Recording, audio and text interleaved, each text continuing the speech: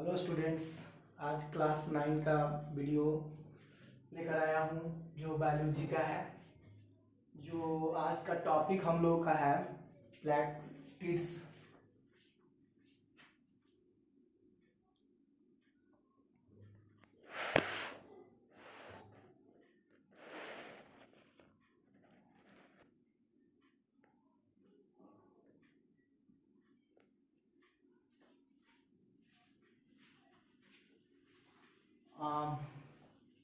तो इस चीज़ को स्टार्ट करते हैं, ठीक है।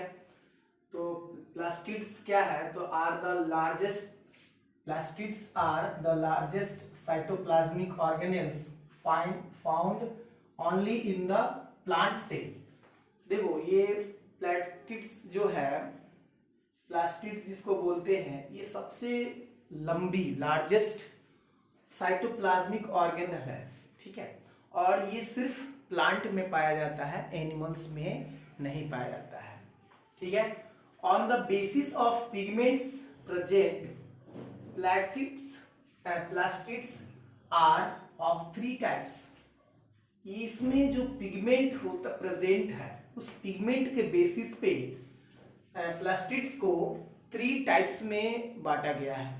वो कौन कौन से टाइप्स हैं वो हम लोग देखेंगे। पहला ल्यूकोप्लास्ट, जो कि कलरलेस होता है। क्लोरोप्लास्ट, जो कि ग्रीन होता है, ग्रीन कलर में होता है। और क्रोमोप्लास्ट, थर्ड है हम लोग का क्रोमोप्लास्ट, जो कि कलर्ड प्लास्टिड्स होता है, जो कि ग्रीन नहीं होना चाहिए, अदर देन ग्रीन। कलर तो होता है लेकिन ग्रीन के अलावा होता है, ठीक है। तो अब देखते हैं ल्यूकोप्लास्ट एंड क्लोरोप्लास्ट।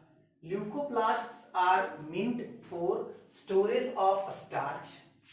क्या ये करता है, स्टार्च का स्टोर करता है, ग्रेन का, और ऑयल ड्रॉप्स एंड प्रोटीन ग्रैन्युलस। देखो क्या करता है कि प्लास्ट जो होता है वो स्टोर करता है starch, grain and oil drops का, साथ ही साथ प्रोटीन ग्रैन्युलस, ठीक है। तो देखो प्रोटीन ग्रैन्युल्स का जो ये, और साथ ही साथ स्टार्च, ग्रेन्स, ऑयल ड्रॉप्स का जो स्टोर करने का काम करता है कौन, ल्यूकोप्लास्ट। जो कि फंक्शन में यहाँ लिखो या यहाँ ल्यूकोप्लास्ट के बारे में यही इसका है। क्रोमोप्लास्ट में क्या है कि कंटेन नॉन ग्रीन पिगमेंट। ये ग्रीन पिगमेंट के अलावा, जैसे हमने बोला था क्रोमोप्लास्ट लास्ट में कि अदर देन ग्रीन, मतलब ग्रीन उसमें नहीं होना चाहिए, दूसरा कोई कलर होगा। तो chromoplast contain non green pigment and are responsible for the characteristic colour found in flowers and fruits. ये क्रोमोप्लास्ट ऐसा होता है कि ये जो पेड़ होता है, जो पौधे हैं, उसके फ्लावर्स एंड फ्रूट्स का जो कलर प्रदान करते हैं। ये फ्लावर में, फ्रूट्स में जो कलर होगा, उसको कलर को प्रदान करने वाला, कलर देने वाला कौन होता है, क्रोमोप्लास्ट, ठीक है।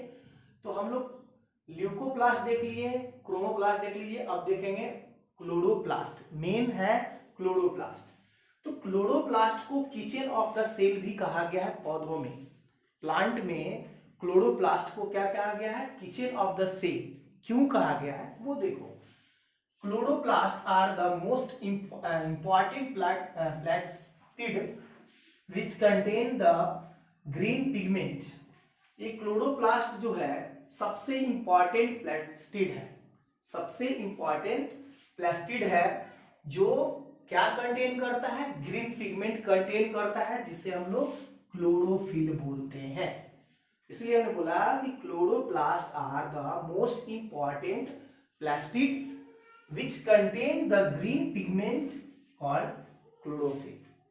वो ग्रीन पिगमेंट को कंटेन करता है क्लोरोप्लास्ट, जिसको हम लोग क्लोरोफिल कहते हैं। Chlorophyll traps solar energy. Chlorophyll क्या करता है, सोलर एनर्जी को ट्रैप करता है, ऑब्जर्व करता है, which is used for making food by the process photosynthesis. ये क्या करता है कि फोटोसिंथेसिस के द्वारा क्लोरोफिल क्या करता है, सोलर एनर्जी को या सनलाइट को ट्रैप करता है, और जिससे कि वो फूड बना सके, भोजन बना सके। ठीक है। और इसी प्रोसेस को ही तो बोलते हैं, पेड़ पौधा जो भोजन बनाते हैं सनलाइट के प्रेजेंस में, क्लोरोफिल के प्रेजेंस में, तो उसको फोटोसिंथेसिस ही उसी को बोलते हैं इन शॉर्ट।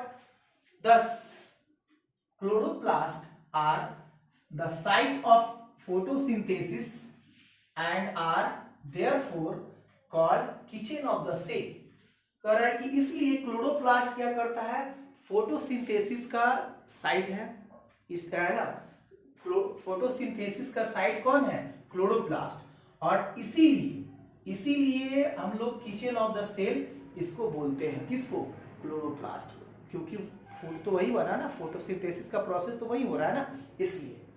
अब chloroplast are large spherical oval ovoid and disc shape, जिसको बोलते हैं डिस्क लाइक शेप, ओवाइड का डिस्क लाइक शेप भी कहते हैं, ऑर्गेनेल्स। क्लोरोप्लास्ट का जो स्ट्रक्चर होता है वो लार्ज होगा, स्फेरिकल भी हो सकता है, स्फेरिकल बॉल की तरह, या डिस्क की तरह चपटा, एक तस्तरी नुमा भी, तस्तरी की तरह डिस्क के जैसा उसका शेप भी हो सकता है उसके। Each chloroplast is surrounded by double-walled semi-permeable membrane।